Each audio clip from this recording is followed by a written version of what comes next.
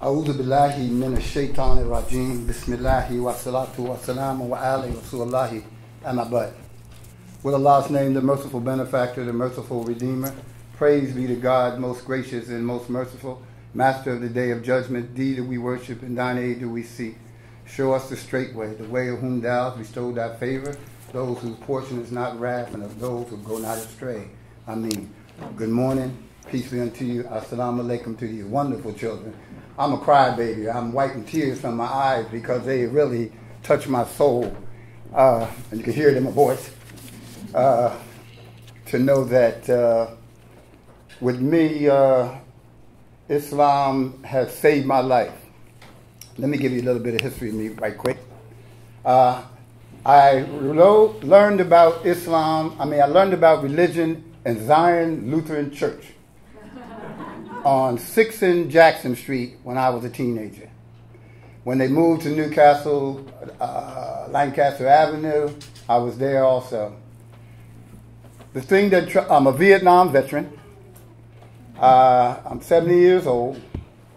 I've been in the human rights struggle. I don't like the term civil rights. I like the term human rights because the Constitution at one time says that my people were 3/5 of a man. And if you look at me, you see the whole man. I wondered, after I came home from service, I had very distorted thoughts in my mind of what I wanted to do to people who I thought was subjecting the racist prejudice against us. I sang in the choir with a half a pint of liquor in my back pocket and singing in the choir, one of the best singers.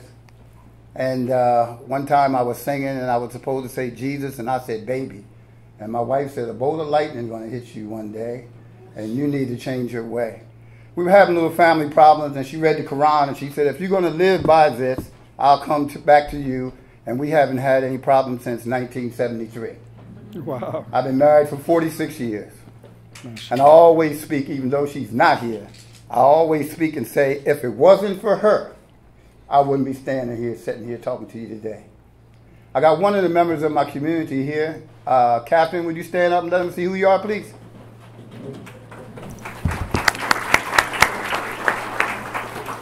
I call her my adopted daughter. She said she never thought she'd have an African-American father.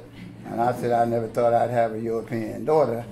But like I heard one of the speakers say, one of the young speakers say, when you reach out and help somebody, regardless of their nationality or ethnic persuasion or faith, it's a beautiful thing. I have another friend I want to mention too, John. John, please stand up and let him know you're my friend. We work together in an interfaith group. I'm in several interfaith groups. I helped to start the coalition to dismantle the new Jim Crow, if you heard of that. I've also have a faith meeting group that we meet once a month at Trinity Presbyterian Church to talk over the problems in the community that not only affect the African American community, that affect all Americans. I'm not a Negro, Coon, Shine, Afro-American, African American. I'm a Moroccan American, a Moorish American, Moroccan American, whose names are on the original copy of the Constitution, the Ills and Bays. If you see original copy, because the copy they're giving out, our names are erased. Those Moors had the first treaty of friendship, which was with the Kingdom of Morocco, not the Ottoman Empire, the Moorish Empire of North Africa. The Treaty of Friendship is over 200 or 300 years. I think it was 1734.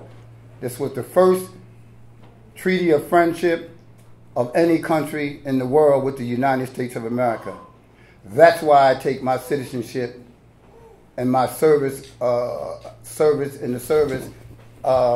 the point that when I speak as an American, not just as a so-called African American. The trials and tribulations of bringing an African American, so-called African American Muslim in America has been no different than the racial problems that my community has had. Segregation, Jim Crow, the Black Code laws, all these things affected us. As I journeyed through my life, I was trying to find out what the young brother said about who I am, what is my purpose. I struggled with that. I went to college to be an elementary school teacher. I left because they was taking me back to the 12th grade, and I was 24 years old with a Vietnam veteran experience, and I didn't feel like going back to the 12th grade because I couldn't even remember it.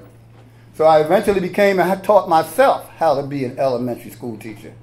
And from that experience, I learned that education starts at home, because when we went to the public school systems, we couldn't find ourselves. Even today in my community, our kids have not been able to find themselves, especially after the 1979 School Desegregation Act that took the city of Wilmington, who had very historical values to the Underground Railroad, with Harriet Tubman coming up, Governor Prince Boulevard, where our institution is right now.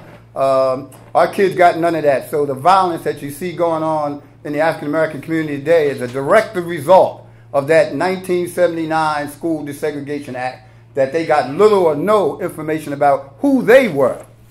So outside of being an African American, being a Muslim, my dad said, boy, you already got one strike against you because you're black. Now you want to be a Muslim. But when I studied, I definitely studied.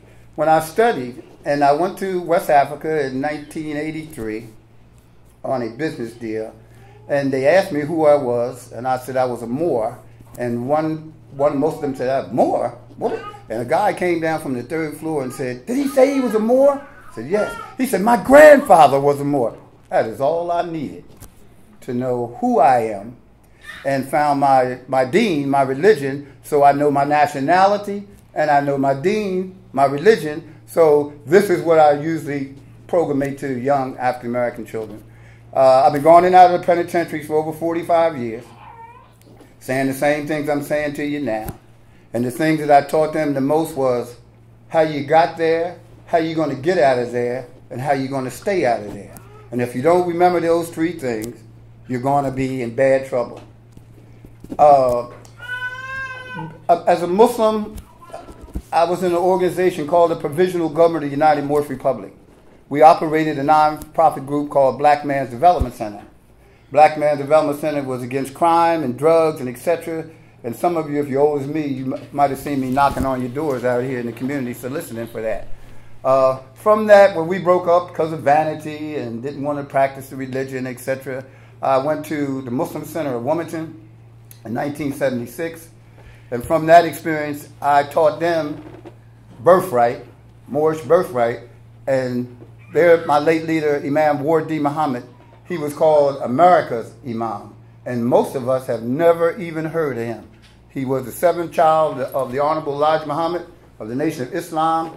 He never practiced that old jargon from the Nation of Islam. His father always made him learn the orthodox traditions of Islam. They sent him to school in the overseas for a number of years. And most Americans don't know anything about him because he wasn't like the Minister Farrakhan when they put him all out there and tell us what he had to say. Imam Wardi Muhammad was the first Muslim to give the invocation of Congress in 1996. He also was in the Vatican in 1999, spoke to over 100,000 Christians. And I think some of that influence of his speech also affected our new Pope, who says that he's a sinner like everybody else and don't put him on that pedestal that you put all the rest of the popes on. And if you study him, like I've studied him, you find out he's a true man of faith, and I appreciate all his efforts in helping the poor. Because the most downtrodden individuals, with all the chaotic confusion that's in the world today, we know that poverty is the basic cause for all the uproars everywhere. But you may say something crazy, but what pisses me off, excuse my language, the most is that those who are affected the most by all the turmoil all over this planet Earth right now are the women and the children and the elderly. And a couple of days ago, I found out I'm one of the elderly.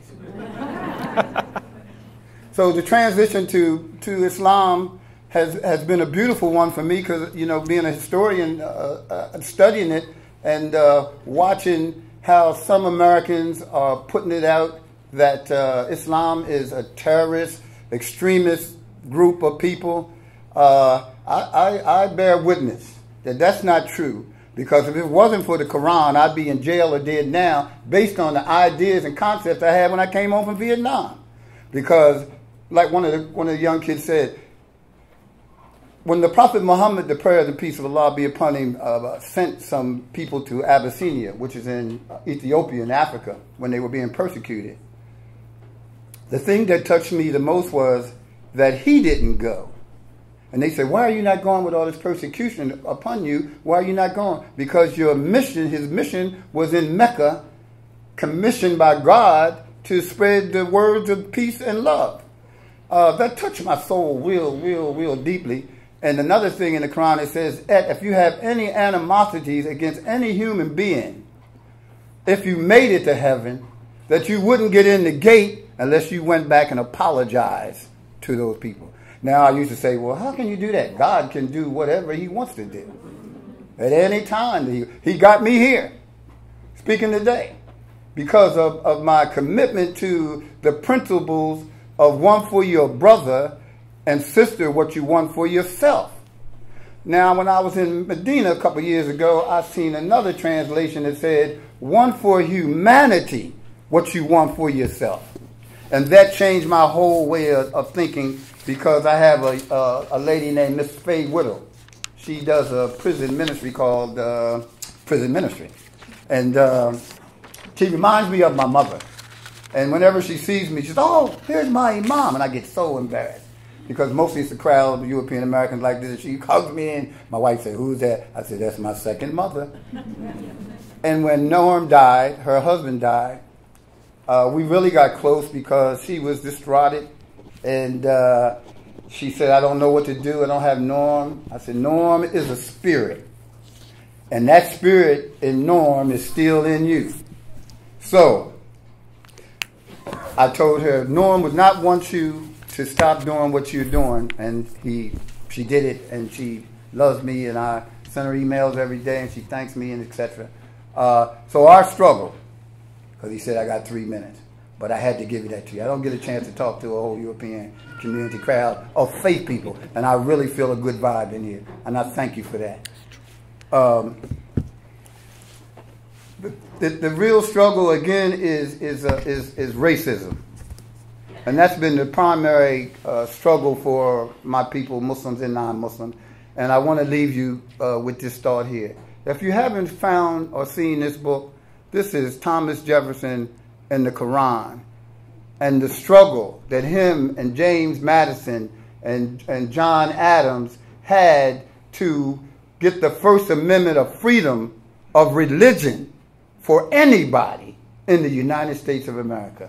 I wasn't going to read it at first because of the Spielberg name, and Spielberg made me think of all them crazy pictures that one of them guys put out. And a guy told me at a meeting at Villanova University, you need to get this book and read it. And I've only read the introductory for the last month, because it has shown me the opposition back then in the 1700s that was against my religion of Al-Islam, and the people who were killed, pastors and ministers who was killed, upholding that principle that freedom of religion is granted to all of those of us who are Americans. And my friend Pat Downing of Trinity Church made this statement at a rally we were at, and I'll conclude. She said, the dominant culture must learn how to give up some of those white privileges now to all citizens of America. And if we do that, we'll have a better community, a better country, because all the ills that destroyed Rome is right here in the United States of America.